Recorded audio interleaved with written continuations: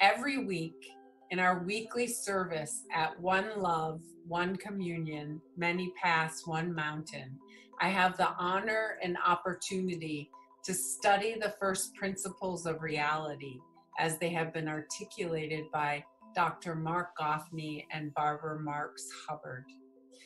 Those two have worked together for over 100 collective years to articulate the story of the new human and the new humanity based on these first principles. The first principles constitute what they have called a universal grammar of meaning, or the new story, or a global ethos for a global civilization. Every week, guided by grace, Dr. Marc articulates the principles in precise formulations, and every week I recapitulate pivotal sections of the first principles in direct quotes from the prior week's articulation of Many Paths, One Mountain. I spend hours picking the exact string of direct quotes from their articulation and weaving them together, a string of sentences that I hope will activate in you a heart inflamed and committed to changing the world with outrageous love. Here goes the recapitulation.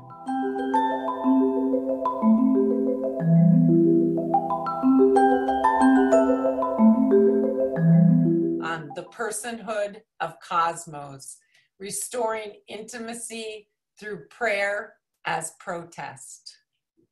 Religion has many shadows, but spirit is much more subtle. The great traditions at their best had an enormous amount of subtlety that we need to transcend and include, to create a new language of spirit, to create new subversive vocabularies that are first principles. This is our revolution.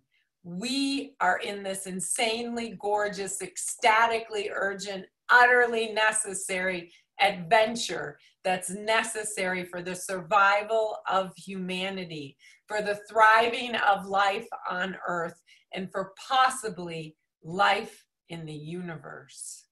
We are shocked by this, but we can get used to anything. Getting used to it is exactly what we don't want to do. We want to break that sense of the regular, of the routine in which we're asleep.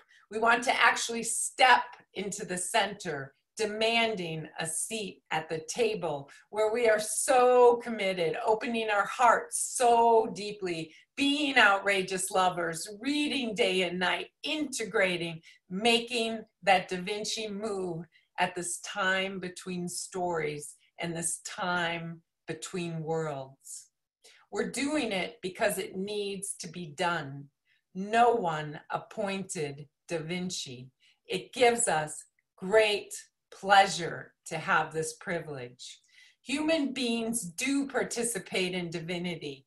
Prayer is the intimate communion between the divine and human, between the infinity of intimacy and the intimacy of infinitude.